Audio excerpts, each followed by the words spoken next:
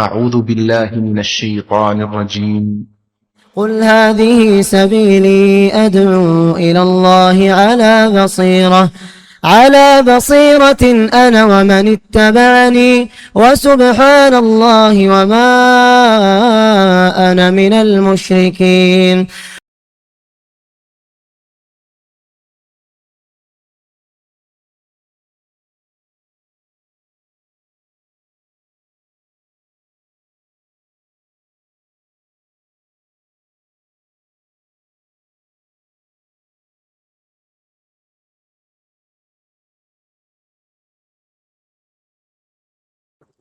إن الحمد لله نحمده ونستعينه ونستغفره ونعوذ بالله من شرور أنفسنا ومن سيئات أعمالنا. من يهده الله فلا مضل له ومن يضلل فلا هادي له، وأشهد أن لا إله إلا الله وأشهد أن محمدا عبده ورسوله. أما بعد، فأعوذ بالله من الشيطان الرجيم.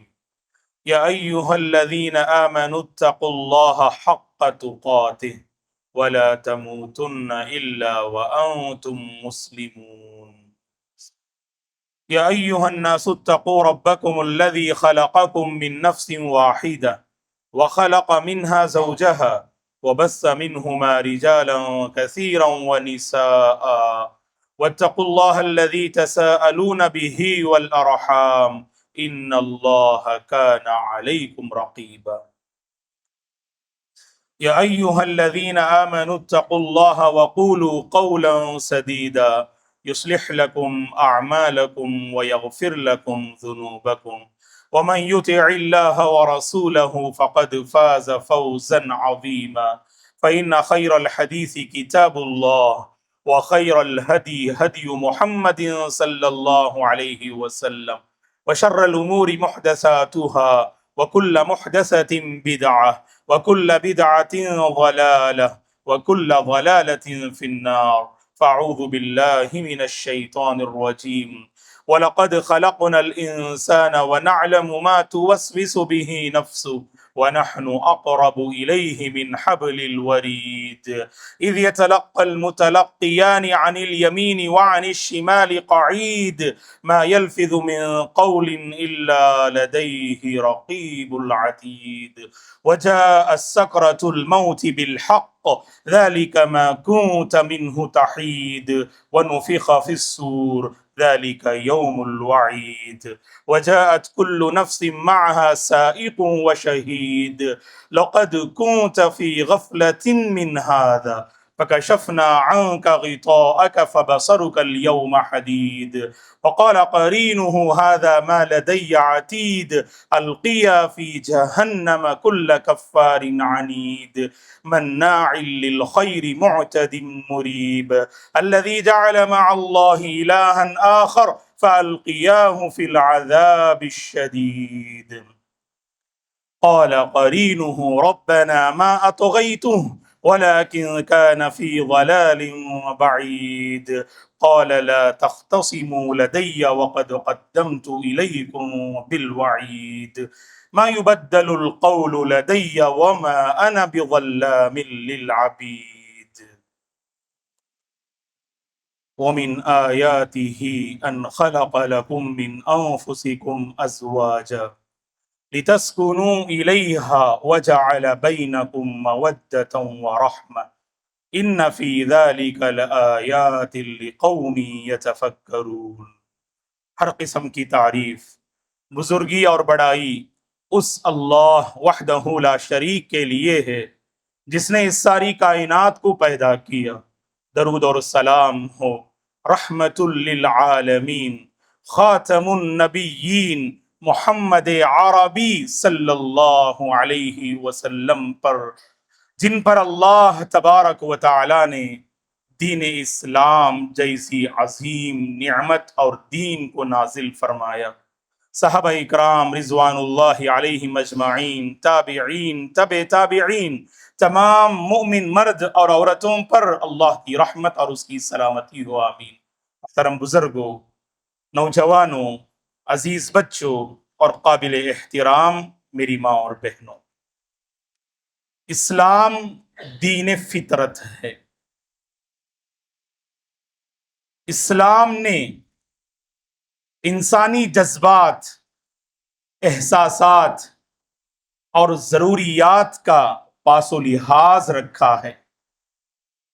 انہی انسانی ضروریات میں سے ایک اہم ضرورت نکاح ہے، جسے اسلام نے مشروع قرار دیا۔ عقد نکاح کے ذریعے اس روئے زمین میں ایک جوڑا وجود میں آتا ہے۔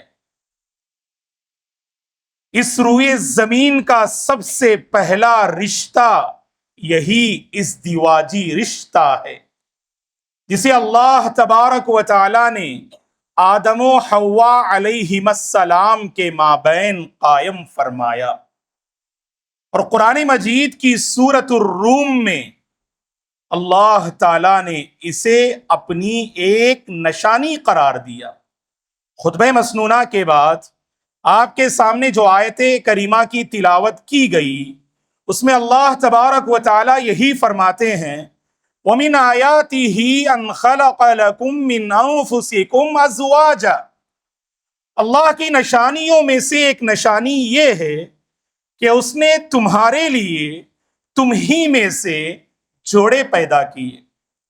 کیوں اللہ تعالیٰ نے اس نکاح کو مسنون اور مشروع قرار دیا؟ اس کی وجہ اللہ نے بتائی، لِتَسْكُنُوا إِلَيْهَا، تاکہ تم اس ازدواجی زندگی میں قدم رکھنے کے بعد حقیقی چین اور سکون والی زندگی گزار سکو۔ وَجَعَلَ بَيْنَكُمْ مَوَدَّةً وَرَحْمَةً، اور اللہ تبارک و تعالی نے اس عقد نکاح کے ذریعے تمہارے مابین الفت و محبت و رحمت اس نے قائم فرمایا، اور غور خوض کرنے والوں کے لیے اس میں بے شمار نشانیاں ہیں۔ اللہ تعالیٰ نے سورہ روم کی اس آیت میں اس بات کی پوری وضاحت فرمائی کہ عقد نکاح کے بعد حقیقی معنی میں انسان چین و سکون کا سفر طے کرتا ہے۔ دوستو، عقد نکاح کے بعد شوہر اور بیوی دونوں کی یہ ذمہ داری ہے کہ اس رشتے کو نبھانے کی کوشش کریں، فکر کریں اور اللہ سے دعا بھی کریں۔ یہ رشتے قائم ہوتے ہیں نبھنے کے لیے، آگے بڑھانے کے لیے۔ اس رشتے کے ذریعے نسل انسانی کا آغاز ہوتا ہے، ایک نئی نسل وجود میں آتی ہے اسی عقد نکاح کے ذریعے۔ اب اسی لیے شوہر اور بیوی کو چاہیے دونوں ایک دوسرے سے قریب ہوں اور سچی محبت نچھاور کرنے کی کوشش کریں۔ شوہر اپنی بیوی کے حق میں سچا ہو، بیوی اپنے شوہر کے حق میں سچی ہو، دونوں ایک دوسرے کے حق میں امانت دار ہوں۔ ہاں، یہ بات ضرور ہے، دونوں کے جذبات الگ ہیں، دونوں کی فیلنگز الگ ہیں، دونوں کی طبیعتیں الگ ہیں۔ اللہ اکبر! اس کے باوجود دیکھیے، صرف دونوں الحمدللہ میں نے اس رشتے کو قبول کیا جیسے ہی اپنی زبان سے ایسے الفاظ نکالتے ہیں، اللہ تعالیٰ دلوں میں محبت ڈال دیتے ہیں۔ دونوں ایک دوسرے پہ نچھاور ہو جاتے ہیں، دونوں ایک دوسرے پہ قربان ہو جاتے ہیں، دونوں ایک دوسرے کو برداشت کرنے کا ہنر اپنے اندر پیدا کر لیتے ہیں، اور پیدا کرنا چاہیے، ایک دوسرے کو برداشت کرنا چاہیے۔ طبیعت کا اختلاف ہے، مزاج کا اختلاف ہے۔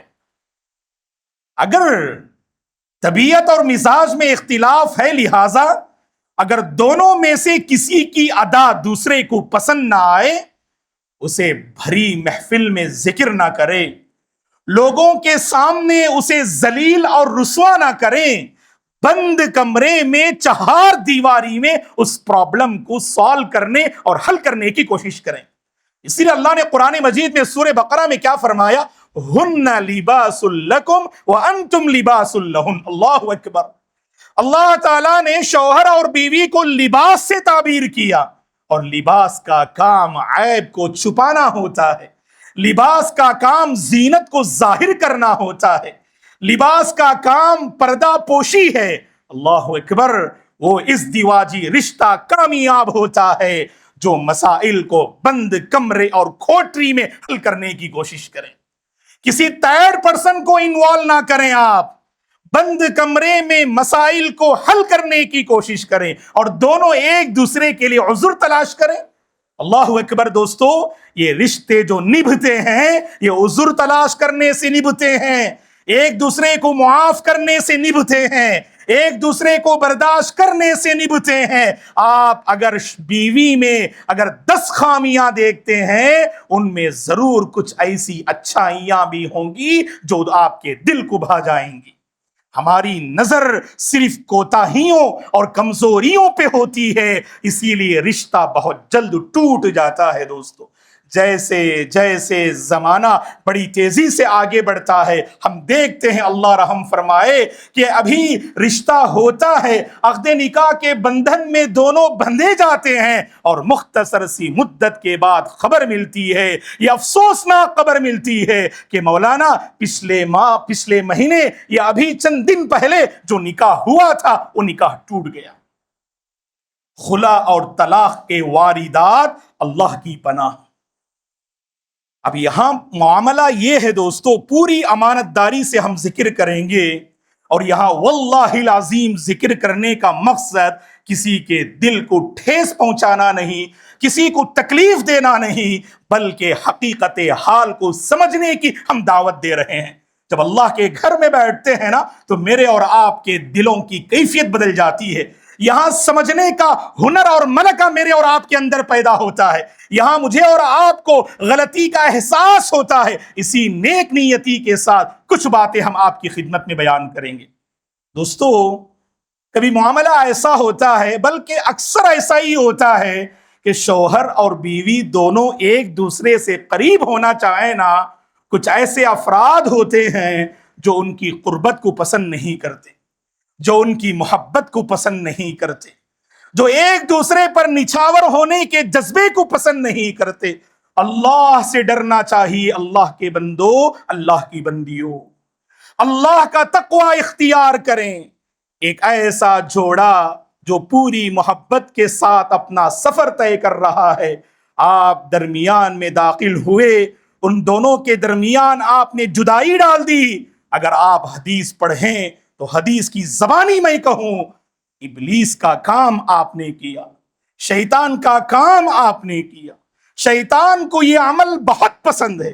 دنیا میں بہت سارے فسادات ہیں، دنیا میں بہت ساری برائیاں ہیں، لیکن شیطان سب سے زیادہ خوش جانتے ہیں آپ کس سے ہوتا ہے؟ اس جو ہے شیطان سے ابلیس خوش ہوتا ہے جس شیطان نے ملے جلے جوڑے کے درمیان جدائی ڈال دی۔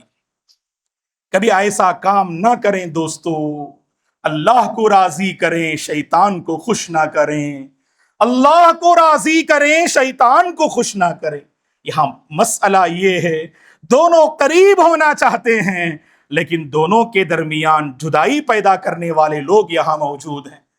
ہمارے یہاں پر ہندوستان میں سسرال کا نظام، اللہ رحم فرمائے، سسرال کے نظام اور سسٹم کو دوبارہ جو ہے کھنگالنے کی ضرورت ہے دوستو۔ بہت سارے گھرانے ایسے ہیں جن کا سسرالی نظام پوری طرح سے تباہ ہے، پوری طرح سے بگڑا ہوا ہے۔ ایک عورت جب گھر میں قدم رکھتی ہے، جسے ہم بہو کہتے ہیں، جب وہ گھر میں قدم رکھتی ہے تو گھر کے افراد کو چاہیے اس عورت کی دل سے عزت کرے، اس عورت کی دل سے قدر کریں۔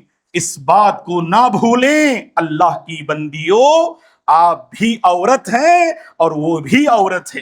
جیسے آپ کے فیلنگز ہیں، جیسے آپ کے جذبات ہیں، ویسے ہی وہ عورت اپنے اندر جذبات اور فیلنگز رکھتی ہے۔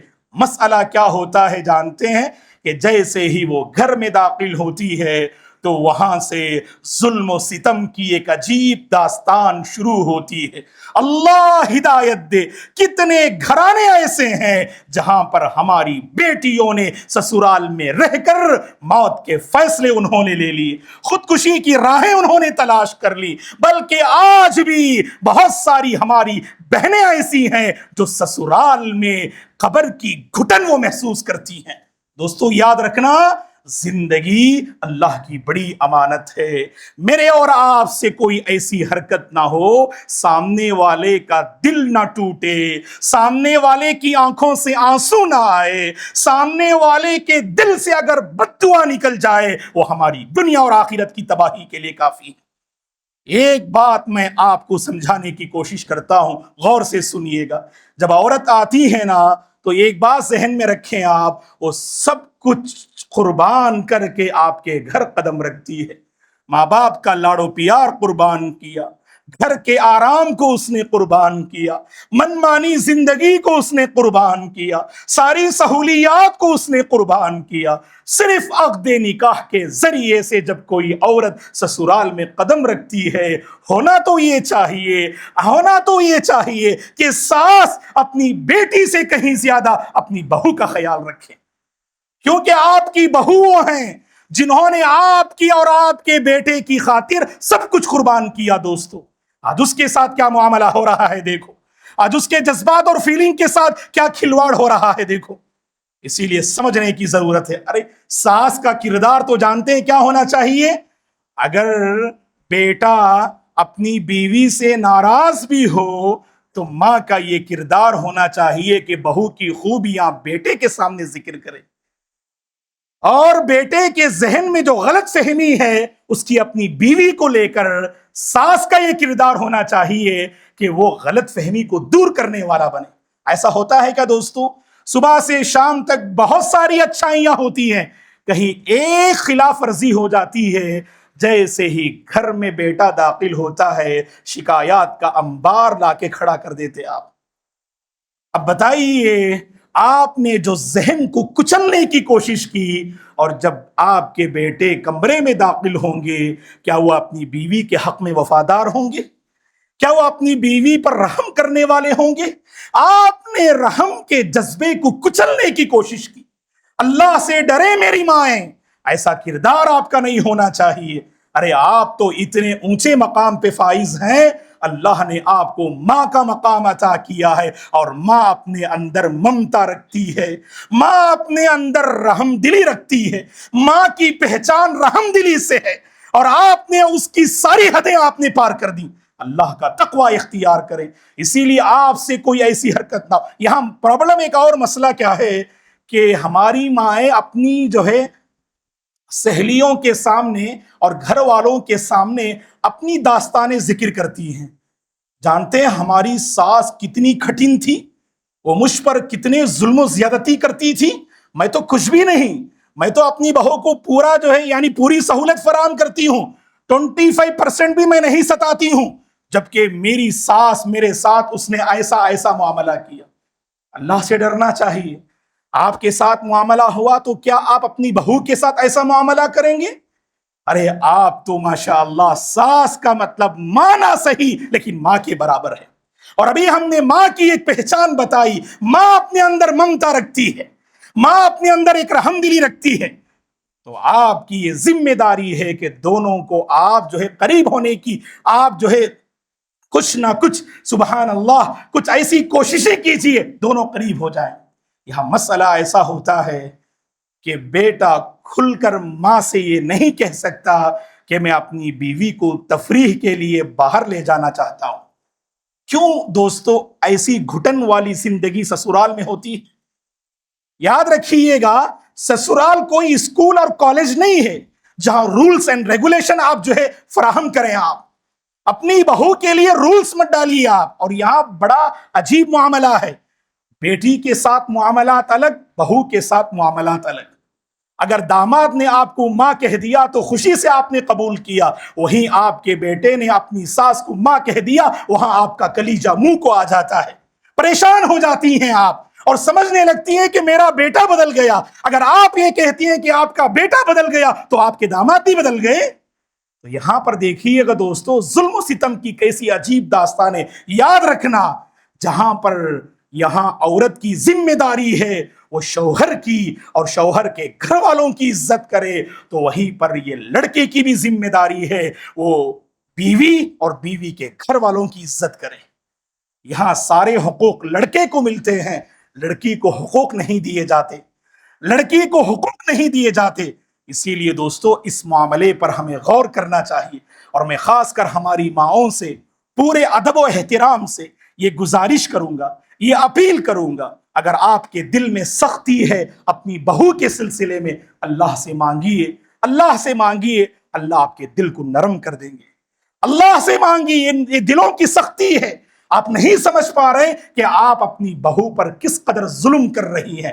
اگر آپ کی بہو کی ماں اگر پریشان ہے تو یہاں پر فوراً نہیں بھیجا جاتا، فوری طور پر نہیں بھیجا جاتا، اور یہاں پر کچھ ایسی پابندیاں ہوتی ہیں، تو یاد رکھیں اگر آپ نے ان پر ایسی سختی کی اور پھر بھی آپ یہ ارادہ رکھیں وہ میرے ساتھ احسان کا معاملہ کریں، ایسا نہیں ہو سکتا ہے دوستو۔ اسی لیے ہم ماؤں سے اپیل کرتے ہیں، اور خاص کر لڑکے کی بہنوں سے ہم اپیل کرتے ہیں، وہ اپنی بھابھی کے ساتھ رحم و کرم کا معاملہ فرمائیں، اپنی بھابھی کے حقوق انہیں فراہم کرنے کی کوشش کریں، اور اسی طرح آگے بڑھ کر ماں اپنے بیٹے سے کہیں بہت دن ہو گئے ہیں، چھٹی کا موقع ہے، اپنی بیوی کو باہر لے جائیں، سیر و تفریح پہ لے جائیں۔ جب دونوں کہیں باہر جائیں گے نا دوستو، ایک دوسرے کو سمجھنے کا موقع ملے گا، ایک دوسرے کو سبحان اللہ سمجھتے ہوئے ایک دوسرے سے قریب ہونے کا موقع ملے گا، اور اس کا فائدہ کیا ہوگا؟ آپ کے بیٹے آپ کے سامنے جھوٹ نہیں بولیں گے، اور ماشاءاللہ پوری امانت داری سے آپ کے ساتھ وفادار رہنے کی وہ کوشش کریں گے۔ جب مائیں اپنے گھر میں بہو کے ساتھ ایسا معاملہ کریں اور اپنے بیٹے کو یہ سارے معاملات فراہم کریں۔ اور اسی طرح دوستو یہاں پر ہم بہو سے بھی کہیں گے کہ جب آپ قدم رکھتی ہیں سسرال میں، اس سسرالی نظام کو برباد کرنے کے لیے آپ نہیں جاتی ہیں، اس بربادی کو ٹھیک کرنے کے لیے آپ جاتی ہیں، دلوں کو جوڑنے کے لیے آپ جاتی ہیں۔ تو آپ کا بھی یہ کردار ہونا چاہیے کہ اپنے شوہر اور شوہر کے رشتہ دار، خصوصاً اپنی ساس اور سسر اور گھر والوں کے ساتھ آپ پوری طرح سے وفادار رہنے کی کوشش کریں۔ اکثر ہماری بہنیں سوال کرتی، کیا ساس کی خدمت کرنا ضروری ہے؟ حدیث میں بتائیے گا کہاں ساس کی خدمت کرنا ہے۔ ایک بات ہم آپ کو بتا دیں، ایک بات ہم آپ کو بتا دیں میری بہن، غور سے سنیے گا، اس روئے زمین میں اللہ کے بعد اگر کسی نے آپ کو مضبوط سہارا اگر دینے کی اگر کسی نے کوشش کی ہے تو وہ آپ کے شوہر ہیں، وہ آپ کے لیے ستون ہیں، وہ آپ کے لیے سہارا ہیں۔ تو اب آپ کی ذمہ داری کیا ہے؟ اس سہارا کا سہارا بنے، آپ اس ستون کا سپورٹ کرنے کی آپ کوشش کریں۔ آپ کی طرف سے کچھ ایسا معاملہ نہیں ہونا چاہیے کہ مرد حضرات پریشان ہو جائے کہ بیوی کی بات مانے یا ماں کا کہا مانے۔ عجیب کشمکش میں ہوتے ہیں ہندوستان میں بہت سارے لڑکے، اسی لیے شادی سے بہت سارے نوجوان گھبراتے ہیں، سسرال کے نظام سے اور اپنی بیوی کے بہت سارے معاملات سے۔ آپ کا کردار تو ایسا ہونا چاہیے، اگر ساس نے کچھ آپ کو کہہ دیا اسے برداشت کیجیے، وہ اس عمر کو پہنچی ہیں کہ آپ کے ماں نہ صحیح لیکن ماں کے برابر ہیں، ان کا احترام کیجیے، ان کی عزت کیجیے، ان کو برداشت کرنے کا ہنر اپنے پاس رکھیے۔ کیوں جانتے ہیں؟ اگر آپ نے ساس کو خوش کیا تو خود بخود آپ نے شوہر کا دل جیت لیا۔ یاد رکھیں، آپ کوئی بندہ اپنی ماں سے کمپرومائز نہیں کر سکتا ہے، ماں ہے وہ۔ اگر آپ یہ چاہیں کہ شادی کے بعد آپ کے شوہر صرف آپ کے ہو کر رہ جائیں، وہ اپنی ماں کا خیال نہ رکھیں، یہ تو بہت بڑا ظلم ہے۔ آپ کا تو معاملہ ایسا ہونا چاہیے، اگر آپ کے شوہر ماں کا حق ادا کرنے میں اگر کوتاہی برت رہے ہیں، آپ سمجھائیں، آپ انہیں نصیحت کریں، آپ موقع فراہم کریں کہ جائیے امی کی خدمت کیجئے، امی کا کہاں مانیے، بہنوں کا خیال کیجئے، تو خود بخود شوہر کے دل میں آپ کے لیے احترام پیدا ہوگا، شوہر کے دل میں آپ کے سلسلے میں عزت پیدا ہوگی۔ تو ضروری ہے دوستو، جہاں ساس کو اپنا کردار صحیح ڈھنگ سے ادا کرنا چاہیے، وہیں بہو کی بھی ذمہ داری ہے وہ اپنے سسرال کے نظام کو بہتر سے بہتر بنانے کی کوشش کرے۔ اور اللہ کے نبی نے جو فرمایا صلی اللہ علیہ وسلم نے، کلکم راعین وکلکم مسئول عن رعیتہ، تم میں سے ہر ایک ذمہ دار ہے اور اس سے اس کی ذمہ داری کے بارے میں کل قیامت کے دن پوچھا جائے گا۔ آپ نے اس حدیث میں فرمایا والمرأة راعیۃ فی بیت زوجہا ومسئولۃ عن رعیتہا، کہ عورت اپنے شوہر کے گھر کی ذمہ دار ہے اور اس عورت سے کل قیامت کے دن اس ذمہ داری کے بارے میں پوچھا جائے گا۔ تو لہٰذا دوستو، یہ بڑا مبارک رشتہ ہے، اس رشتے کو نبھانے کی فکر کرنی چاہیے۔ یاد رکھیں، شوہر اور بیوی کا رشتہ اگر ٹوٹ جاتا ہے، صرف وہ دونوں پریشان نہیں ہوتے، ایک نسل پریشان ہوتی ہے، ماں باپ بھی پریشان ہوتے ہیں اور بچے بھی پریشان ہوتے ہیں۔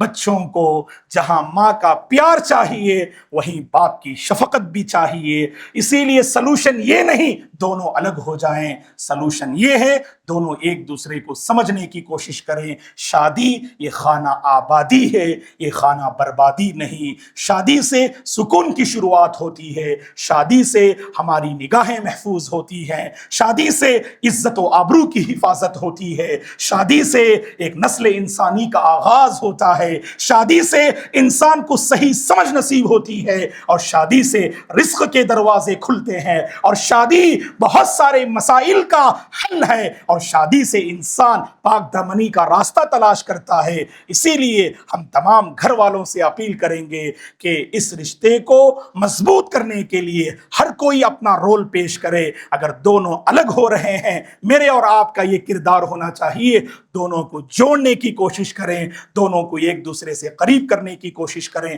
اللہ سے ہم دعا کرتے ہیں، اللہ تبارک و تعالی ہماری عورتوں کو سکون والی زندگی نصیب فرمائے۔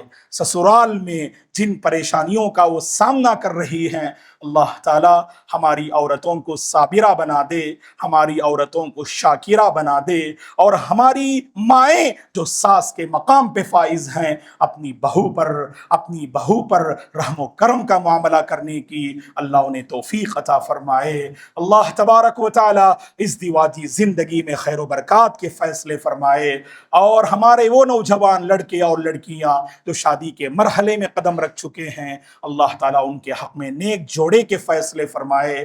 جن کی شادیاں ہو چکی ہیں، اللہ سکون والی، محبتوں والی، الفتوں والی، ایمان والی زندگی اللہ نصیب فرمائے، اور ہمارے گھریلو الجھنوں کا اللہ خاتمہ فرمائے۔ اللہ ہمارے گھروں میں برکتوں کے فیصلے فرمائے، سکون کے فیصلے فرمائے۔ اللہ ہمارے کاروبار اور تجارت میں برکتوں کے دروازے کھول دے۔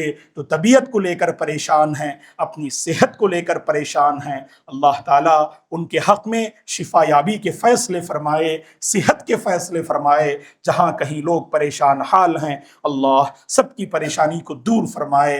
ہمارے مساجد و مدارس کی اللہ حفاظت فرمائے، ہمارے علماء کی اللہ حفاظت فرمائے، سرزمین فلسطین کی اللہ حفاظت فرمائے، مسجد اقصی اور سرزمین غزہ کی اللہ حفاظت فرمائے۔ جہاں کہیں لوگ بدحال ہیں، اللہ تعالیٰ ان کے حق میں رحم کے فیصلے فرمائے۔ اللہ تعالیٰ ہر فتنے سے ہم سب کی حفاظت فرمائے، ہر فتنے سے اللہ ہم سب کی حفاظت فرمائے۔ ایک دوسرے کو سمجھتے ہوئے ایک دوسرے پر رحم و کرم نچھاور کرنے کی اللہ ہم سب کو توفیق عطا فرمائے، آمین۔ اقول قولی ھذا واستغفر اللہ لی ولکم ولسائر المسلمین من کل ذنب فاستغفروہ انہ هو الغفور الرحیم۔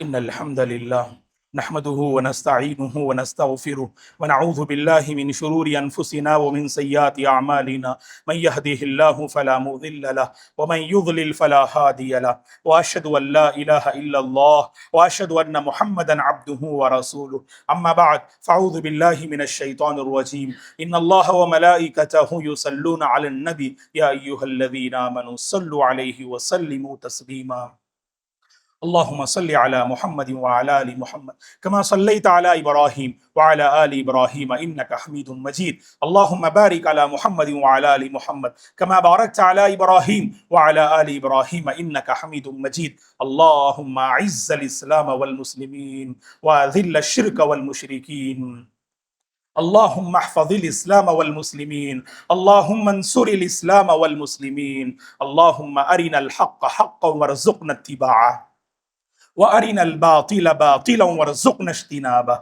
اللهم إنا نسألك الهدى والتقى والعفاف والغنى عباد الله رحمني ورحمكم الله فأعوذ بالله من الشيطان الرجيم إن الله يأمر بالعدل والإحسان وإيتاء ذي القربى وينهى عن الفحشاء والمنكر والبغي يعظكم لعلكم تذكرون اذكروا الله العظيم يذكركم ولذكر الله تعالى أكبر والله يعلم ما تصنعون